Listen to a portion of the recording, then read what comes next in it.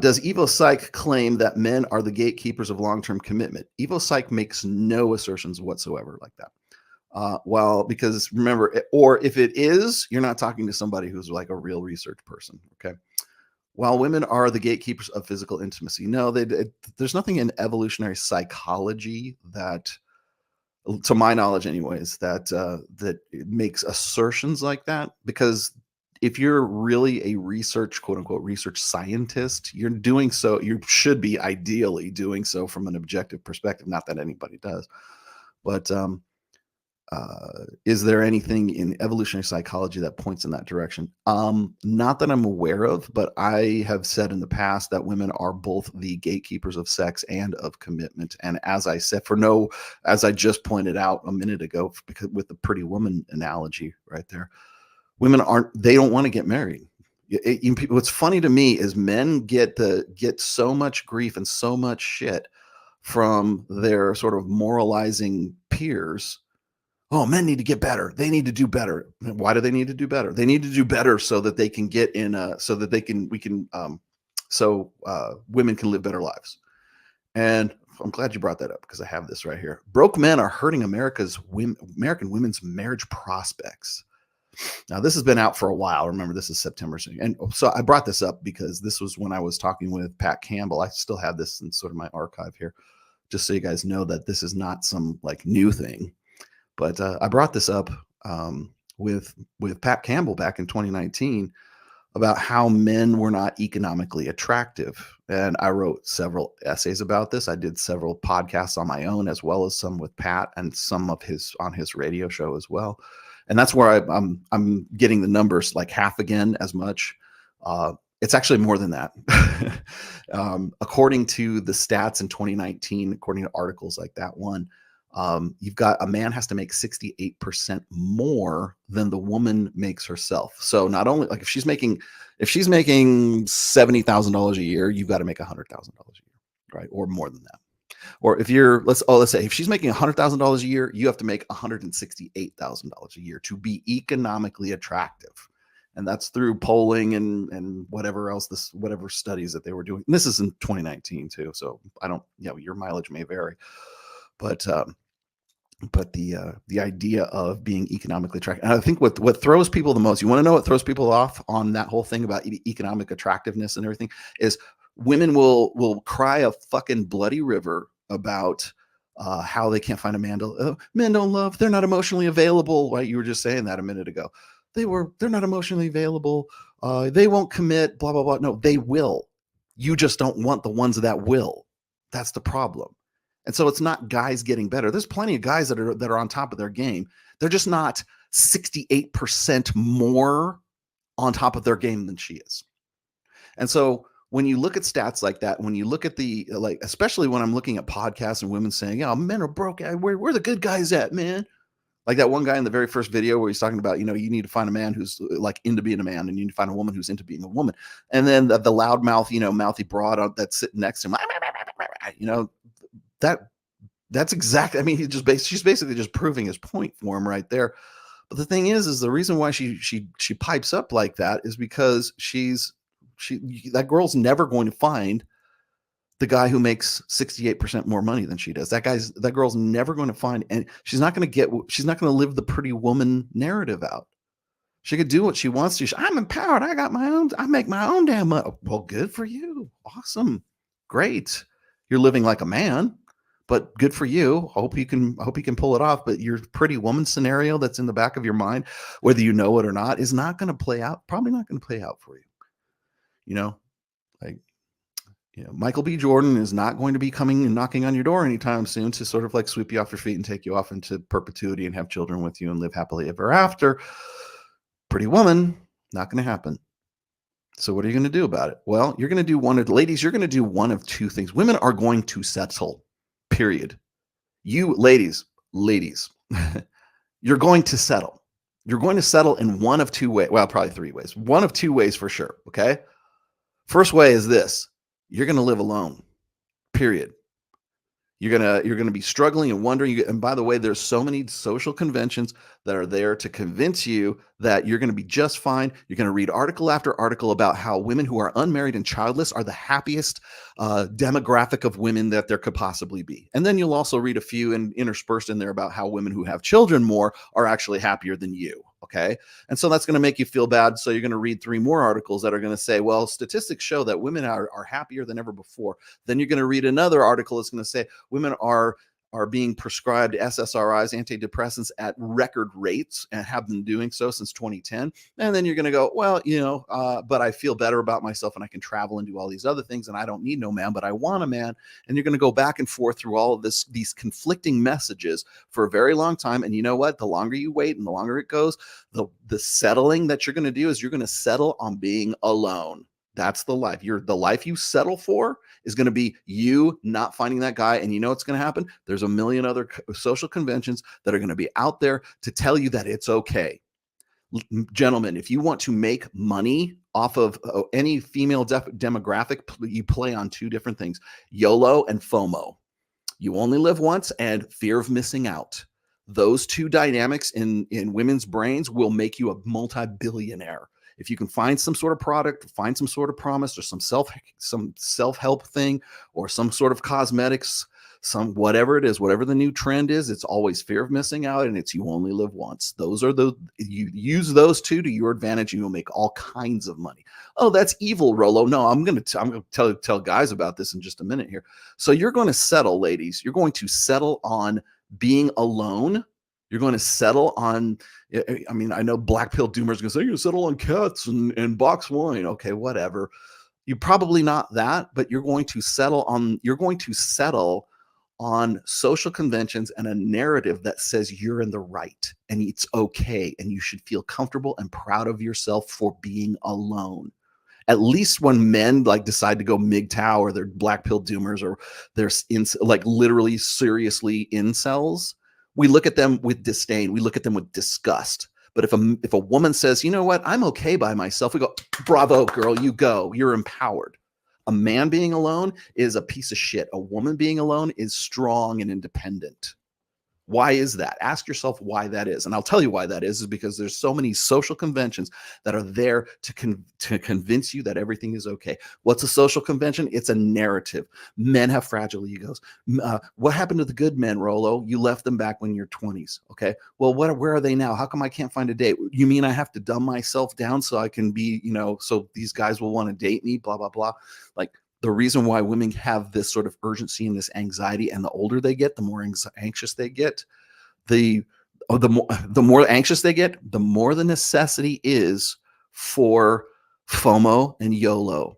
The more the necessity is for, you're okay, girl. Don't worry. You're independent. You're strong. You're in charge of your world. You have frame. You're in control of your own destiny. You're in control of your own world. We tell men exactly the opposite. If you're not ready, if you're not making enough money, if you're not in shape, if you don't have your shit together, if you don't have this laundry list of prerequisites that any woman would want to make you marriageable, to make you economically attractive, to make you in some way like an eligible bachelor, you have to be Richard Gere in Pretty Woman. And men aren't living up to that right now. And so what happens is every guy who is sort of married or in sort of this moralistic sort of phase in their life, they look at these other guys and go, well, it's because men aren't taking responsibility and men aren't manning up and they're not living up. And they're not going to college and whatever Scott Galloway is talking about recently, right? They will shit all over guys because if that guy is in his mid 30s and he's not married, he's a piece of shit. He's irresponsible. He's a kidult. He's prolonging his adolescence. But we don't say the same thing about a woman who is 35 years old. We go, oh, that poor woman. Well, it's a sign of the times. She can't find a man because men just won't man up. No, it's a combination of both, but we only focus on the male side of all this. So ladies, you're going to settle on being alone, or you're going to settle for a guy who is less than fucking perfect. You're going to settle on a guy who's not Richard Gere. You're going to settle on a guy who doesn't make as much money as you, or he, God forbid, he might make just a parity with you, exactly the same amount of money with you. That's horrible for women because when they get into that marriage and then they find out that that if that guy in any way loses his job or gets in some way loses status or whatever, that guy is like, if she's a 6 and he's a 6 and he loses his job, now he's a fucking 4. And she married the 4 and had babies with the 4. You want to know what precipitates divorce more than anything else? It's not money and it's not sex. It's a loss of status. It's a loss of prestige. It's that guy losing his job. Yes, does that associated with marriage and sex? Absolutely it is. But what is the catalyst? What's the precipitator? The guy losing prestige, the guy losing status, the guy losing affluence, losing respect of his peers, losing respect of his woman. That's why it's almost worse to have a woman who's like a 6 and he's a 6, and then he loses his job and now he's a 5 and she's married to the 5. And now she's got to pick up the slack, or she feels like, even if it's not true, the psychological, the mental firmware that is part of a woman's psyche thinks that that's the way it is. You want to know why women initiate 70+% of divorces? That's fucking why. How do you know that, Rolo? Because they do the same thing in same-sex marriages. So if that woman that you want to, they have the highest divorce rate, the highest rate of domestic violence is amongst lesbian couples. Why is that? Because women can't be satisfied. They can't have that security, that long-term security. So you've got a woman she wants alpha fucks and beta bucks, right? Well, what is beta bucks? Beta bucks is just predicated on long-term security. Alpha fucks is sex. Like, she wants to get with the hot guy. She wants to get with the hot guy in the foam cannon party in Cancun on spring break. It's Jason Momoa, it's Justin Waller, it's Jack Reacher. Trying to think of who else is there right now. Scotty Eichler. It's those guys, right? But that's the guys she wants. The guys she doesn't think she needs because she's already got it covered are the guys who aren't going to be as exciting as those dudes are. And so if you want to know why the birth rate is low, if you want to know why the marriage rate is dropping, if you want to, it's not guys not living up to fucking mythological standard or 20th century standards. It's women's standard of acceptance included in all of that. And the problem is we're telling guys that they're the ones that are the problem. And as I said before, if you're listening to any sort of moralistic guy right now who's telling you, well, men need to man up, they need to get back to college, and they need to do this, and they need to do that, and blah, blah, blah, take more responsibility, yada, yada, yada. No, they don't. And you know why? The only reason that you're even saying that is simply because you want to solve women's problems by men getting better. And the reason I'm sort of like cooking on this today is because I just talked about this in one of the Reignite programs. We don't care about guys. We don't care about what their status is. We care about women's status. We care about women's survival. We care about women's long-term security. We care about prospering women, about making women feel like they are independent, but still with a guy, right? They can have it like that one chick who's talking about the Sigma male that chick was talking about, nothing to do with the Sigma whatsoever. She has no earthly clue. She's never even heard of Vox Day, who's the guy who came up with alpha, beta, delta, gamma, omega, and there is no Sigma. But she wants to say, oh, well, a Sigma is an alpha who lets me be a bitch. A Sigma is an alpha that accepts me for like being what I am. Right? I don't have to defer to him. He has no authority over me because he's more in control of his world, and he is more. And you know what?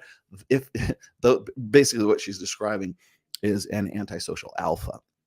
And I keep pointing this out. The difference between alphas, right? There's Captain America and there's Tony Stark, right? There's Iron Man. There's Superman, and then there's Batman. Batman is the Dark Knight.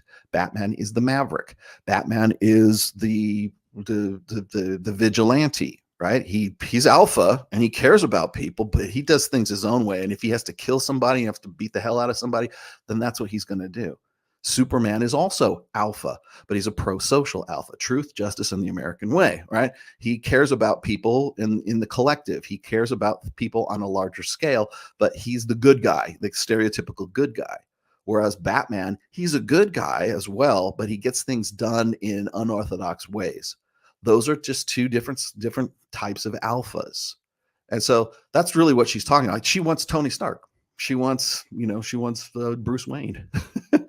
She doesn't want, she thinks, that chick thinks that Captain America and Superman are the ones that are going to be like, you need to submit to me. No, you just basically want to create this character or caricature of an alpha that you're going to call a Sigma because you think that that guy is going to be that guy's your Richard Gere.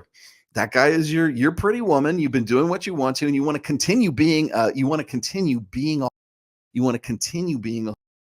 with a heart of gold, a smart one, an independent one that a likable one, an agreeable one, a conscientious one, but you're still a prostitute, and you want to get with a guy who's going to allow you to continue to be a prostitute. And again, I'm not trying to channel my inner, Marquette Burton, Marquette Burton, but I'm just choosing my words here. As I said before, you don't have to be a sex worker. I'm just saying, if you're making money off of advertising your sexuality and your sexual availability, people will call you a whore. I'm not calling it. Like I said, I don't have a problem with that. But the thing is that if that's you, you're taking the role. You're wearing hooker's clothes, right? That's Dave Chappelle. I did not say you were a whore, but you are wearing a whore's uniform. If you're wearing a whore's uniform, don't be surprised when people think of you as Julia Roberts in Pretty Woman. So this chick's Batman, or her Tony Stark or Iron Man is the guy who's going to allow her to still be a high paid escort, but is still going to be okay with that. So, but the problem is like any guy that would allow that is not going to, by definition, be the kind of guy that she would want to get with in the first place, because if he'll allow that, he'll allow anything, or he'll fuck anything, right? Women want to think that they're exclusively, one way or another.